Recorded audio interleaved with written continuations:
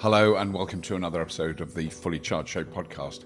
I can't help being a little bit sort of excited because one of the amazing advantages stumbling onto making a YouTube series about electric vehicles in 2010 was the people I've met doing it and the people I've been privileged enough to talk to about all the various changes we're seeing and the big shifts and the disruptive technology and the arguments and the toing and froing, is that I get to talk to some amazing people. And today, I mean, this is the second time this person has been on the show, and I was blown away the first time I spoke to him, and I'm even more blown away now.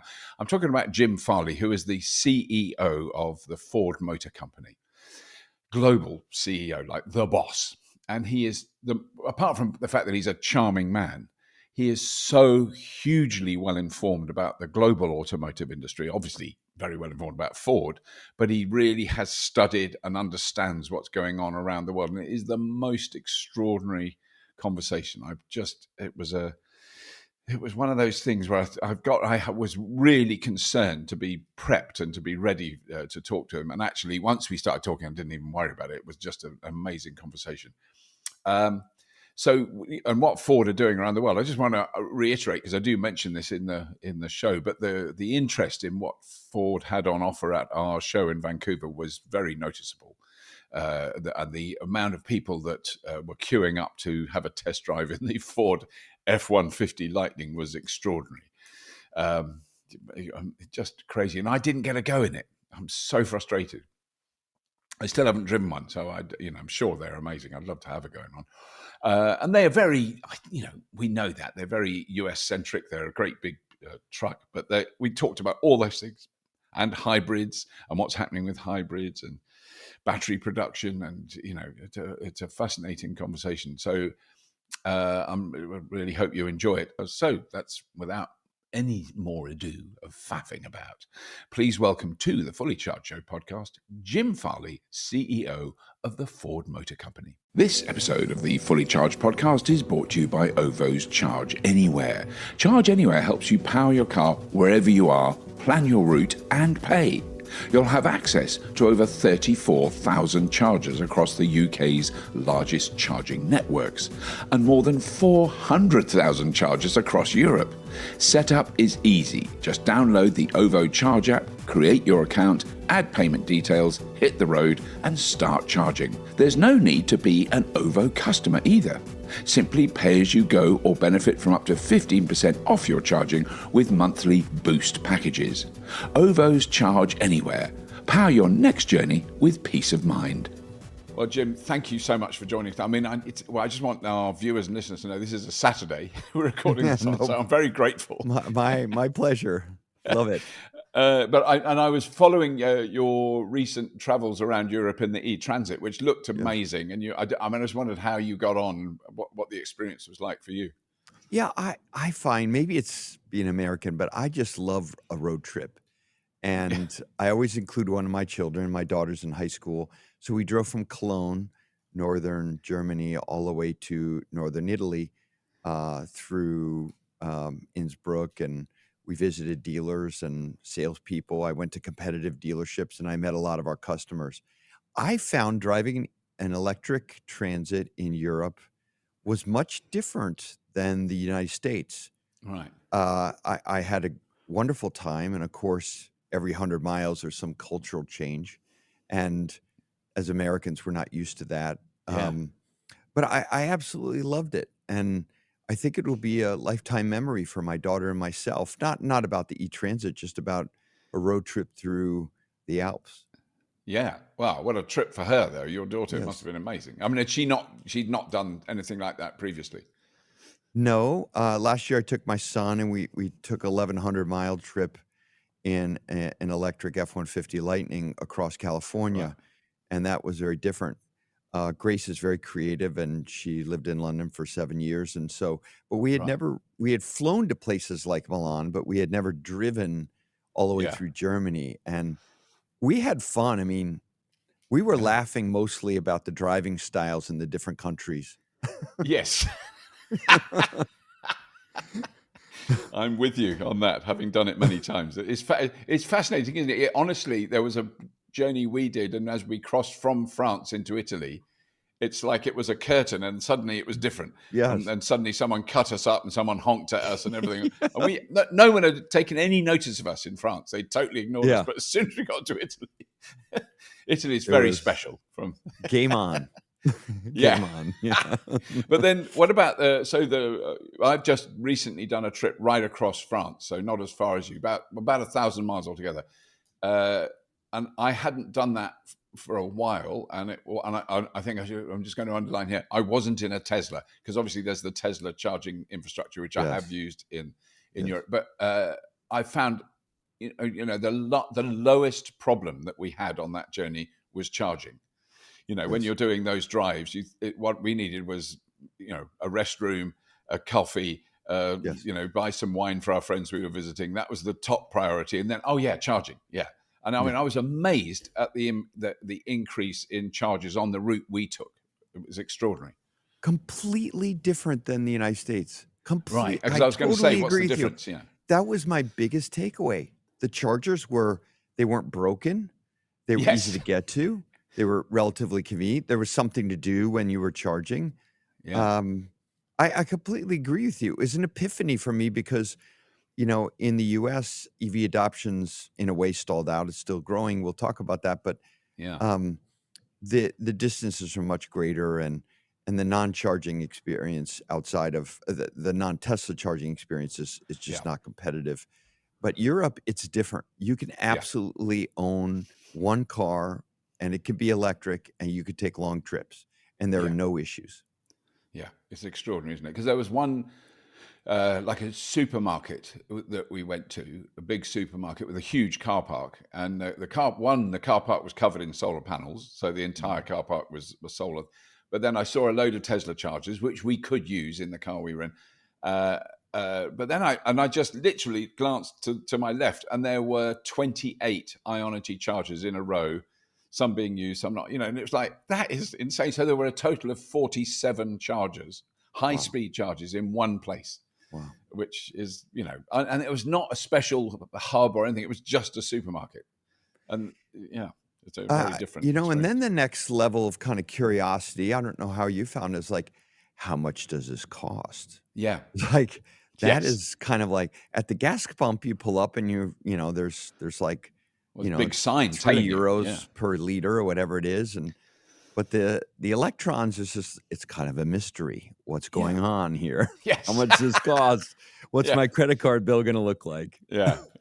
I mean, the one thing we worked out when I got back was we spent more on autoroute tolls in France than we did on electricity for the whole journey. I mean, that was about I think we spent about equivalent of £85 on electricity and about 112 on autoroute tolls. It's quite expensive driving on the autoroutes. That is so funny. My mom was from Michigan, and she was always really proud because Michigan has no toll roads. And anytime we would drive through Ohio, she's like, I just don't like Ohio. They force you to spend money. Yes. When you go down the road, you shouldn't, like, that's against the law. Michigan, we just, the Motor City, you can't be charged to use your motor vehicle. Yeah. No, very different, isn't it? But I just wanted to say to you, because I've just come back from Vancouver. We had our big Everything Electric event in Vancouver. It was wonderful. How did it go? It went amazing. I mean, for us to go to more than double the size of a show in 1 year. So we did our first show there last year. Wow. This year it was way more than double the size. Huge crowds. But what was very relevant to you was there was a great Ford stand, and I met a few of the team who were just, like exuberant enthusiasts about what they were doing, and they loved it. And there was a lovely guy, and I wish I'd kept a record of his name, because he deserves a pat on the back, who was he kind of came into our office and he said, it's been this is on the Sunday night, like the last afternoon, so frustrating. And we were really worried. Oh God, what went wrong? And he went, I should have had more Lightnings. So we did test drives. We did thousands of test drives of really a huge range of cars. But the F-150 Lightning was hugely popular. And I wanted to have a go in it. I'd never driven one, and I couldn't. Even I couldn't pull, pull It's rank and get a go. So there was a queue of people standing for a long time to have a go in one. It was extraordinary. well, the Lightning. When we electrified the F-150, which of course is America's best-selling vehicle for over 4 decades now, and actually, if you add up the total revenue, F-Series revenue is second only to the iPhone in total revenue for a consumer product of all consumer products on Wow. the earth. And That's so it's like incredible. we make one every 53 seconds or something, and Yeah. more than 1 million a year. But when you're in F-150, the combination of the frunk, which you have Yeah. lockable storage that's very sizable, bigger than a mid-sized car or SUV, Yeah. and then 0 to 60 in 4 or 5 seconds in an enormous vehicle. It's just, it Yeah. kind of surprises people. They're like, how could such a large vehicle that you Yeah. could live in go 4 seconds 0 to 60? Yeah. It really, it brings the electric solution and changes the vehicle concept, because so many vehicles like the Model Y really still were like crossovers. But when we Yeah. electrified the F-150, it actually changed what a full-size truck can do. Yeah. No, I'm So sure. it's And I mean curious to people. It's yes, curious. there was a huge interest in it because I mean there was a Cybertruck on display. No one was test driving it, and I mean that's just a Marmite vehicle, isn't it? I mean, Yes. loads of people love it, think it's brilliant, and I Yes. stood looking at it, going, I do not get it. Yeah. And I'm Not you know, that's everyone just, but it, not everyone aspires to buy a Lamborghini. Yeah. no, exactly, Yeah. no, which is Yeah. fine. I mean, you know, I got over my initial shock, and I know the technology in it is very impressive, but you know, It anyway. is. I It don't is. need to Yeah. talk about that. But I mean, the thing. So from when I last spoke, because I'd love to talk to you about the kind of global transition in the automotive industry, because Yes. it is obviously it's big, it's happening, and it's very disruptive. I think it would be a fair description. Since the last time we talked, so much has changed and so much Yeah, hasn't. What hasn't changed is that electric cars continue to grow quickly around the world. What has changed is the winners and losers are changing dramatically, and it will yeah, change the landscape of not only our industry, but the industrial manufacturing footprint around the globe. Um, and that is very disruptive. We always thought the most disruptive part of our transformation would be going to advanced electric architectures and software-enabled cars. And although that is really transforming the industry, 70% of all electric cars made on the globe are made in one country, China. yeah. Wow, it is After 70%. I didn't realize that. Wow, 70%. Yep. wow. And then that market is starting to specialize, where they have electric vehicles for long range travel, where the charging structure is not built out, called an EREV. It goes 150 to 200 miles, all electric. It's an electric car, and it has Yeah, a small industrial combustion engine that powers the batteries, right, and that could power on one tank of gas up to 1,000 to 1,200 kilometers. right. But it drives as an electric car. There's no Yeah, transmission, there's no axles or differentials. It's a pure electric vehicle with a backup system in case you can't find charging. yeah, And in China, it's the fastest growing subsegment of the EV right, industry. right. And now you have the geopolitics and the labor and everything Yeah, connected to these second order issues with electric taking off and having the Chinese be so dominant around the globe in terms of cost. And they see Europe and the UK and many markets around the globe as yeah, opportunistic. And that is totally changing the global supply chain footprint. yeah, It's changing brand preferences. It's changing jobs. yeah. It's going to transform our industry. And in the last year, that's come into focus. Right. Yes, I think so. I think everyone's aware of that. I mean, I just wanted to say that when I last was in Australia earlier this year, my sister-in-law and my niece, who are two people who you couldn't find anyone with less interest in cars, except they drive them, you know, because they use them. They've Yes. both got BYDs.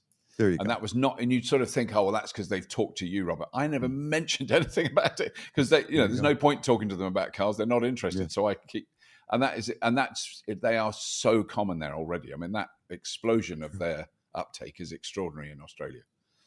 And it's included in the combustion world. I think the best-selling SUV in Australia, which is a very important market, as you mentioned, because it's completely open. Yeah. And yet people drive like Western Europe or even in the US in places. So it's a very important market. I watch it very closely, maybe more than Norway these days. And also the best-selling SUV there is no longer Toyota or Ford. It's Haval, and it's a Chinese brand. Yeah. So things are changing. Mexico, 25% of all sales in Mexico, which it'd be a long drive, but I could get there in one day from where we're doing this interview. And that's 1 out of 4 vehicles sold in Mexico is built in China. It's built in China. And these are not all electric, but a lot of them will be. No, yeah, you're right. Half are not. Right. But, it just happens in our industry. It happened with the Model T. When a new technology comes, there's a fitness test for costs. And whoever has the lowest cost, like Henry Ford with the Model T,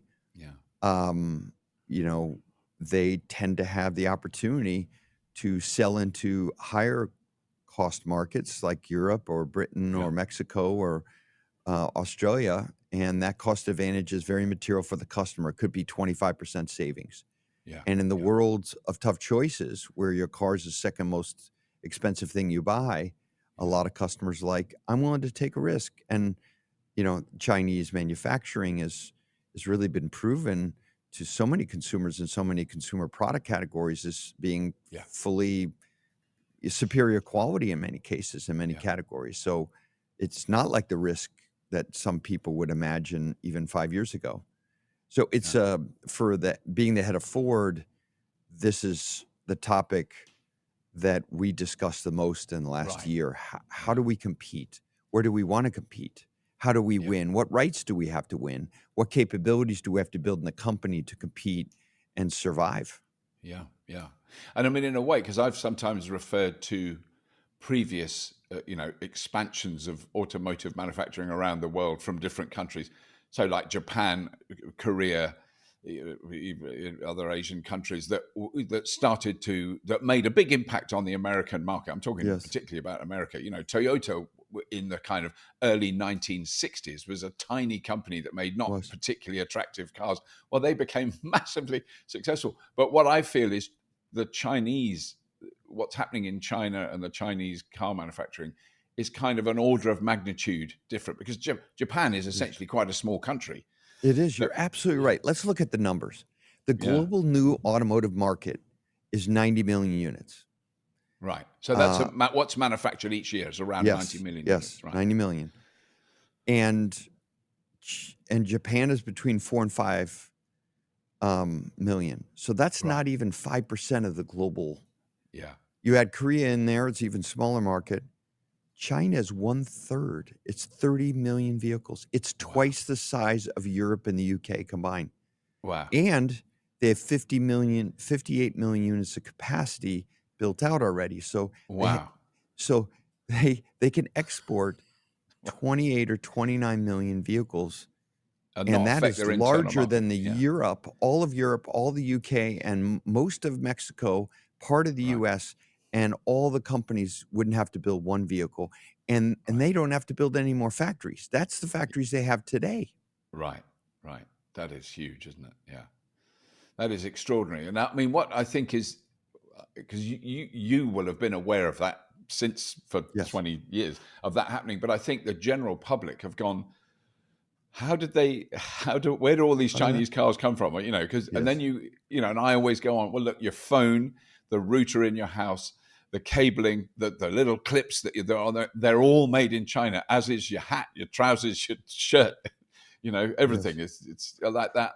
Well, I think people maybe not realize this, but I hope they do. China made this commitment more than a decade ago. Yeah. Far before any of the Western countries fell in love with pure electrification. Yeah. And companies like BYD, they were very small when they started their journey. They're now much bigger than Tesla, the biggest in the world, as you mentioned. Yeah. And they've been on this journey for 15 years. CATL, the biggest battery company in the world that makes batteries for your iPhone and most of the devices you mentioned, they're the largest battery company in the world. They were founded more than two decades ago. And Robin, who found that, he's the largest battery maker. We're starting to make his batteries here in Michigan. Right. And we'll be the first one with LFP chemistry in the U.S. But you know, they have IP that the rest of the world has not developed. It's not the old days where someone would copy a Western technology. The opposite is true. When it comes to battery tech and the size of the market and the government's support for the companies, and the enduring investment for 10 years plus to be a leader in the IP like battery tech and the whole raw material of batteries, plus all the processing of the raw materials that happens in the country, that is a dominant move that happened a decade ago. And now everyone's seeing it on the street in front of their house. But it didn't happen overnight. The market was big enough for the last 6 or 7 years where none of those companies needed to export. Yeah. And then it wasn't big enough. And then everyone started to notice. But for a company like Ford, this is something we have been watching for a while, but I've had 2 trips to China in the last 2 years that were literally epiphanies, where I walked away. The last one was about the Xiaomi product, because in the West, our cell phone companies are not into car. They don't have car companies. But in China, both Huawei and Xiaomi, the 2 biggest cell phone companies, are inside of every vehicle that is made. In fact, Xiaomi, the Apple, you could argue the Apple of China, they actually make their own car, the whole car. And now it's one of the best-selling cars in China. Yeah. No, it is amazing when you think of the sort of amount of our media attention and discussion and hypothesizing about the Apple car. Which this we is never twice as big. The market is more than twice as big in total, and the electric part of the China market compared to the U.S. or Western Europe is like 20 times bigger. So you're exactly what you said. It's like everyone's talking about the Apple car, but the Xiaomi car, which now exists and is on the road, which now exists, tens of thousands, and it's fantastic. They sell 10,000, 20,000 a month. They're sold out for 6 months. Wow. That is an industry juggernaut and a consumer brand that is much stronger than car companies. I don't like talking about the competition so much, but I drive the Xiaomi. We flew one from Shanghai to Chicago, and I've been driving it for 6 months now, and I don't want to give it up. Right. Wow. That's an extraordinary thing to say, isn't it? Yes. I mean, I totally understand it. I mean, I think it's great that you do, in that sense that you're experiencing what, you're not saying, because I do remember seeing a load of BYD cars at the Geneva Motor Show, and I think about 2009, and I thought, these are not good. They're not well made. They looked weird. They just didn't look right. But my goodness, now you look at what they're doing. Anyway, we don't have to talk about No, anymore. I'm fine But too, because I think this was all something that we processed as a team, and we were not naive to. And we did look the other way. And why is that the case? Well, I worked at Toyota for 25 years. When I joined Toyota in the U.S., there was 500 people at the company. Wow. And we were like a marginal brand. No one even knew of us, as you said, outside of Kick. I worked there for 20 years. Right. My family was not happy. They wouldn't talk to me here in Detroit because they were ashamed that I worked there. And there was a huge social cost in the Midwest of the U.S. for the success of Toyota. So many jobs were lost, including many people in my family. And, I can't unlearn that as a young man. I can't unlearn the fact that the Detroit 3 really never had a plan. Yeah. And we're not going to miss this one. Bill Ford and I shook hands, or embraced, whatever metaphor you want to use. And we said, this one, we're going to have to get it right from scratch. And that's why we created the Skunk Works team in California, because I Right. felt like the institution of Ford would have a really tough time competing with BYD. So we needed a ground up Yeah. team with a similar approach as Kelly Johnson's SR71, Yes. Skunk Works in California. My badge doesn't even work there. I can't even get in the building. Wow. And Seriously? that's Can you wow. oh yeah, no, and that's how extreme of a approach, a different approach we needed to compete against BYD, because the traditional industrial company, look at, VW with MEB and so many Yeah. other companies in the West that tried to compete in China and now are just adopting Chinese platforms because they couldn't do it. Yeah. We all saw that coming, and so we said we got to take a different approach. Right. Because I mean, the two big models you have at the moment, and I'm assuming, I know there's a lot of other stuff coming down the line, and I did Yeah. see the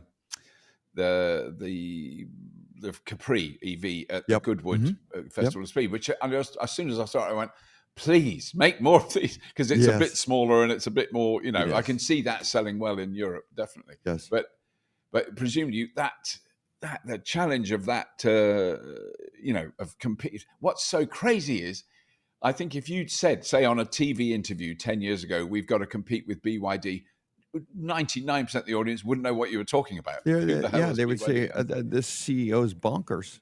Yes. Yeah, check his blood sugar level. Yeah, absolutely. Yes. You're absolutely right. Yeah. Yeah. No, so I think what happened here is that two things happened at the same time that the global traditional OEMs kind of misinterpreted. The first thing is EVs we knew were going to be a big part of the future. And so we all invested. Ford has been number 2 to Tesla in the US, our home market, for 2.5 years. Okay, Right. so we were one of the first to scale Yeah. here, and we're an order of magnitude less than Tesla, but we sell a lot of EVs. We're Right. number 2 to Model Y, and number 3. So Right. what happened is we made that judgment to invest right before COVID. And when COVID happened, no one could build vehicles because of the semiconductor shortage, except for Tesla. Yes. Yeah. Because they had built an electrical architecture that allowed them to be relatively independent of silicon supply. All the rest of us had 1,500 chips in our cars. They were from all over the globe, and we were 20 or 30% short. So we couldn't make anything, and people couldn't buy anything. So there were no stock. The prices shot up, and we thought that is how life would be forever. Right. What turned out to happen is, as soon as we all got chips and we started to produce in EVs, like us scaling, some of the manufacturers in Europe scaling, like VW, we found out that the mainstream customers were completely different to the ones that bought during COVID, and they were not willing to pay any premium for an electric car. Right. And that was a total game changer, because when we invested, we have a 4-year life cycle, the year or two before COVID, and then, of course, felt really comfortable with the prices during COVID. That 4-year period of ignorance, let's call it that, meant that we over-contented our vehicles, made the batteries too big, didn't experiment with battery chemistry, didn't experiment with advanced engineering or manufacturing, and the Chinese were, by the way. And so we found ourselves like upside down by $20,000 or $30,000 in terms of what the customer was willing to pay versus what it cost. So what happened after that, and it depends on every company, I could certainly explain the Ford thing, is that we got real. We were like, okay, now we have to design a vehicle that's basically the same cost as a combustion hybrid vehicle in our case, and we cannot use a traditional approach like our Gen 1 products. So the Gen 2 products we've been working on for about 2 years, radical left turn in terms of our approach of engineering them and which segments will compete. Right. Because could you explain, because this is a thing that mystifies me, it might be only me, but, when you look at the kind of engineering and mechanical straightforwardness, I won't say simplicity, but straightforwardness of an electric vehicle. the Yes. motor, the transmission, much smaller and more compact and less moving parts. And then the battery pack and the motor control and battery control system. That looks to me, as an amateur observer of engineering, simpler than a combustion engine, which has hundreds of moving parts and is made up of thousands of different bits. You'd think that would always be more expensive, but the fact that you can build a hybrid car with all the engineering complexity that's in that, cheaper than you can buy an electric car, and clearly it's universal. This isn't specific to Ford. I mean, all hybrids and petrol cars are cheaper than electric cars across the world. I don't understand. Is that just scale of manufacturing, that you've been manufacturing combustion engines for so long? Yes. It's a super cheap, super economic process. Is that the reason? It is. It's industrial ballet. It's a shame that we couldn't show everyone how a car is built, a combustion car is built. But it is a thing that takes your breath away when you see the whole process, because we have become so efficient at producing this very complicated device that we have wrung the neck of efficiency for 100 years through automation, through smarter engineering, through common parts, through a shared supply chain, just-in-time arrival of parts. If there's a problem on the Ambassador Bridge here in Detroit between Canada and Detroit, within an hour, we run out of seats for the F-150. Because the seat manufacturer across the bridge in Canada is making their seats about 45 minutes in front of the vehicle. Wow. That's how tight to get that efficiency. And then when I love combustion vehicles. I love going to Goodwood. I love, I love it all. I love going to the Red Bull and Milton Keynes and seeing the technology there. But the reality is the EVs have 40% less parts. They have much less labor content. And the parts that are reliable in EV are the parts that break and are really expensive in a combustion vehicle. Right. You break a valve spring or something deep in the transmission, it's just impossible to fix. And those things don't break on electric vehicles as much. But the battery is huge and it's expensive. And in our industry, there was natural law in our industry that the larger the vehicle you make, the more money you make on it in the combustion side. But the exact opposite is true on an electric vehicle. Right. The larger you make it, the larger the battery. The larger the battery, the more battery you have to actually have just to carry around the battery. And so, the heavier the vehicle is, the much less you make. And of course, if we lose money, it's not sustainable. And so all of our batteries were way too big. And of course, we didn't have the latest IP on chemistry. We were all putting these expensive, high-density lithium batteries, and they're great, but there's a lot of fire risk because there's so much energy in those lithium batteries. Whereas iron phosphate, for example, the battery chemistry that's dominant in China, as you know, has much less energy density. It could be charged twice as long, twice as many charge cycles, so it can last twice as long. Very attractive for commercial customers who fully charge every day. And that chemistry has almost no fire risk, and so you don't need any countermeasures. You don't need software, you don't need fire blankets and all the other stuff that you have to put on a lithium battery. And of course, this is just the first generation of products, and we're now getting that second generation of breakthroughs. Yeah, absolutely. And I mean, I think that is the one of the things that maintains my interest in this whole area is the kind of technological development. That when I first drove an electric car, it was a lithium-ion battery. I didn't even think about it. I went, oh, that's like in my phone. sort of. It's not quite, but it's similar. And then you gradually, and then as I've learned more, you go, this stuff we've barely scratched the surface. This stuff is at the very, it's almost at Model T level technology. It is. It's Absolutely. going to be enormous. Absolutely right. Totally and agree. that's what's happening at the Skunk Works are developing battery technology, motors. I mean, presumably everything they're looking at. So this is really interesting that you brought this up, and I haven't really talked about it, but we talked about it in general. But since you're so close to the evolution of the industry, and your listeners are so educated about it and curious, what we found is that this always happens in our industry. When you have a big advantage like BYD, they build their own batteries, cells. Yeah. And they're lithium iron phosphate batteries and an alternative to lithium, as we talked about. And they're very affordable because they pay no margin to a supplier, and they have a lot of advancements inside the company. And so but when you look at the efficiency of their motors, inverters, gearboxes, when you have something really cheap, like a cheap battery, maybe they aren't as efficient as they could be. So what we found in kind of trying to compete and beat the Chinese OEMs that are fantastic, the benchmark, we found some opportunities that we didn't expect to. But it required, people outside of our industry to be staffing that team. Most of the team came from Tesla and Formula One. Many of them came from the UK and the Formula One ecosystem that you have in your country, because there's no better aerodynamicists in the world.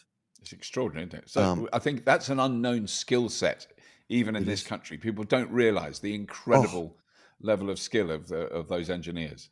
They are unbelievable. The wiring, the predictive failure components using software, all of these things come into play in a Formula One race. Adrian Newey and kind of country engineering heroes in your country who really are thinkers on a different level that our auto industry didn't really avail themselves of.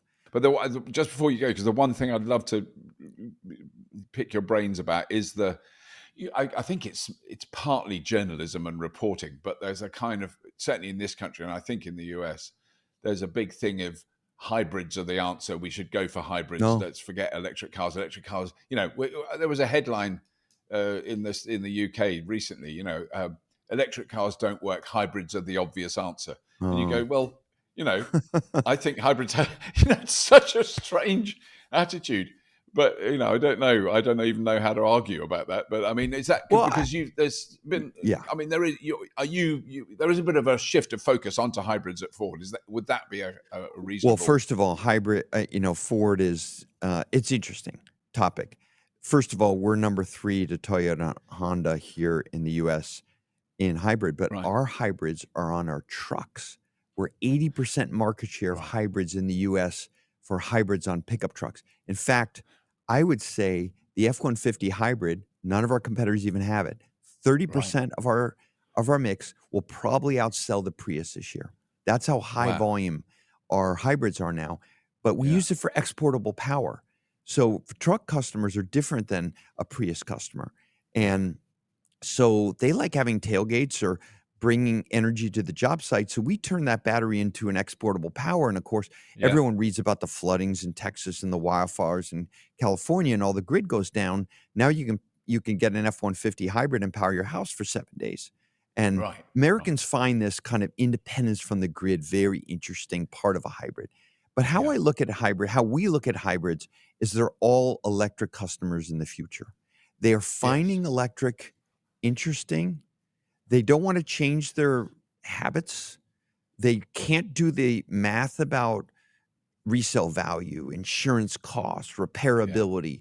So hybrid is an easier answer for their math. But it is a gateway.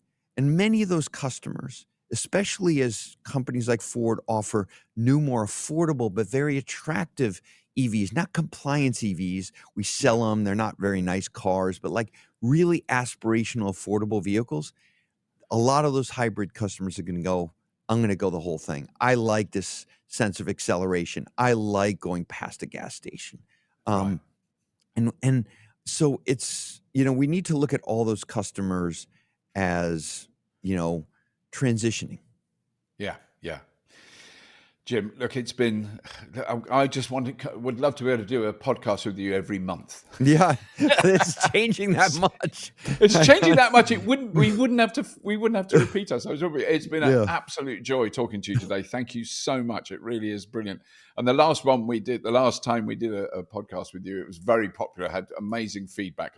I don't want to flatter you too much, but you were very popular, and people really appreciate your take on things. It's fantastic. I'm a converted car guy. I mean, I have a 73 Bronco. I have a 1936, Lincoln 12-cylinder, and my favorite car is my 1928 Bentley 4.5 liter. But right, I love electric cars because as a car person, the joy of driving is coming back, and everyone kind of sold these as rational kind of point A to point B products. And I just totally disagree with that. No, totally disagree. Right. And people like you are not satisfied with understanding this transition at a superficial level. You're going to make the investment to educate people about what's happening and how it's changing so that people can make informed decisions and have the right kind of conversations. And that's why I love investing the time with you. And because I learned something always. And more importantly, I think you're a bridge between what we could do at Ford, what we should do at Ford, and what customers could potentially want. Yeah. Fantastic note to end on. That's really brilliant, Jim. Thank you so much. Well, hope to see you again before too long. Yes, the same to you. And please enjoy your beautiful country and your children. And I look forward to having a conversation soon. And I'm sure we'll have more surprises and more exciting things to talk about. But until then, congratulations on your Vancouver Thank you.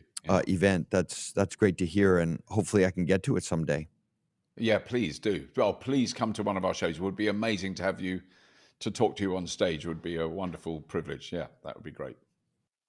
Well, I really hope you enjoyed that. I can't tell you how much fun it is talking to Jim. Isn't he a great guy? What an amazing job he's got as well. I mean, it must be, he's really into all that, and he's got an amazing job. I'm very excited to see what they come up with, because they'll definitely be, I think it's fair to predict, one of the big old companies that will still be around in 25, 30, 40 years' time, making amazing electric cars. I think Jim is having a very critical role in that process, because I think it's fair to say, I think we all know, there's going to be quite a few well-known brands that have been making cars for 50 to 100 years that are not going to be around in 50 years' time. Anyway, that's all. Please do tell your mates, your friends, your family, your skeptics, your annoying auntie, because I often say annoying uncle. Aunties can be annoying too. I want to be balanced. Who goes down, electric cars aren't ready yet, they're just not there yet. Obviously they wouldn't speak like that, they'd speak normally, but I couldn't help doing that. And subscribe yourself if you haven't, because we have amazing people on, like Jim Farley, the CEO of Ford. Hello. And as always, if you have been, thank you for listening and watching.